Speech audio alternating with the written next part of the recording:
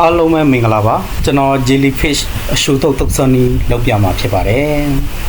ပထမအဆုံးရေစိမ်ထားတဲ့ Jellyfish တွေကိုကျွန်တော်တို့ပပလေးလိပါမယ်ရေအများကြီးစိမ်နိုင်လီကိုယ့်အတွက်ကောင်းလီပါအငံဓာတ်တွေရော့ပါတယ်ပပလေးလိပါပပလေးအများပပနိုင်တဲ့လောက်ပပလေးလှီးပြီးတော့ကျွန်တော်တို့ရေနွေးဖြောလိုက်ပါရေမပြုတ်ပါနဲ့လုံးဝရေနွေးမပြုတ်ပါနဲ့ရေနွေးရေပွဲဆူထဲမှာထက်ပြုတ်လိုက်တာနဲ့သူကပျော့သွားပါတယ်စားလို့မကောင်းတော့ပါဘူးစားလိုက်တဲ့အချိန်မှာ quick ဆိုတဲ့ရတာလေးမထွက်တော့ပါဘူးအဲဒါကြောင့်ရေနွေးပွဲဆူတဲ့အထက်မှာထက်မပြုတ်ပါနဲ့အတတ်နိုင်ဆုံးရေနွေးဖြောပါရေနွေးဖြောလိုက်လို့ရှိရင်စားလိုက်တဲ့အခါကျလို့ရှိရင် quick ဆိုတဲ့အရာသားလေးကိုရရှိမှာဖြစ်ပါတယ်ရေပြုတ်လိုက်လို့ရှိရင်တော့ပျော့သွားတဲ့အတွက်ကြောင့် quick လို့အရာသားလေးကိုမရတော့ပါဘူးရေနွေးဖြောထားတဲ့ဟာကိုအကျဉ်းအခါ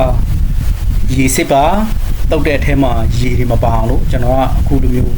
ရေစစ်ပါတယ်အော်နဲ့အင်းနဲ့ကျွန်တော်မှရှိတယ်များအော်ရင်းနဲ့ကျွန်တော်ညှစ်တယ်ပြီးရင်ကြက်သွန်လေးများထည့်ပါကြက်သွန်လေးများထည့်လို့ရှိရင်အငံဓာတ်ရော့ပါတယ်ဘာဖြစ်လဲဆိုလို့ရှိရင် Jellyfish ကတအားဆားမြတဲ့အတွက်ကြောင့်ပါကြက်သွန်လေးထည့်မယ်ပြီးရင်ဟင်းရှုံမုတ်ထည့်ပါမယ်ဟင်းရှုံမုတ်ပြီးစီတာထားတဲ့ထည့်ပါမယ်ပြီးရင်ပဲမှုတ်ထည့်ပါပဲမှုတ်ထည့်ပြီးရင်တော့နဲပါစီဝင်စောဝင်အောင်လဲနဲ့နေလိုက်ပါ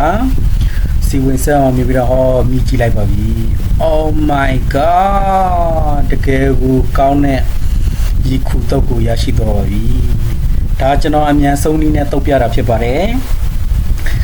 လောက်ရတဲ့အစင်းစင်းလေးကိုလည်းကျွန်တော်ပြထားပါတယ်အများကြီးမခဲရင်ပါဘူးအခုလိုတုပ်ရေခုတုပ်တဲ့အထက်မှာပြီးတာနဲ့အပေါ်ကနန်းပင်လေးအုပ်လိုက်လို့ရှိရင်အမတန်အရသာရှိမီးလို့ကောင်းတဲ့ကျွန်တော်တို့ရေခုတုတ်တပွဲကိုရရှိမှာဖြစ်ပါတယ်။ဟောကျွန်တော်ကြားထဲမှာပြောမိကြခဲ့ပါတယ်။တန်ဖြာရည်လေးနည်းနည်းလေးဖြန်းလိုက်ပါ။အနမ်းလေးလည်းမှုေးတယ်အရသာလေးလည်းပိုကောင်းသွားတော့ဗော။တန်ဖြာရည်လေးလည်းဖြန်းလိုက်ပါ။ပြီးရင်တော့ရဲဖြစ်ဘီယာဖြစ်ဒါလေးနဲ့မီးလိုက်ရင်တော့အလုံးကောင်းမွန်တဲ့ကျွန်တော်တို့ရေခုတုတ်တပွဲရပါမယ်။ဒါတကယ်ကောင်းတဲ့ရေခုတုတ်ပါနော်။ဒါကျွန်တော် share တုတ်ထားတဲ့ရေခုတုတ်ဖြစ်တယ်ဆိုတဲ့အကြောင်းကိုမျှဝေလိုက်ရပါတယ်ခင်ဗျာ bye bye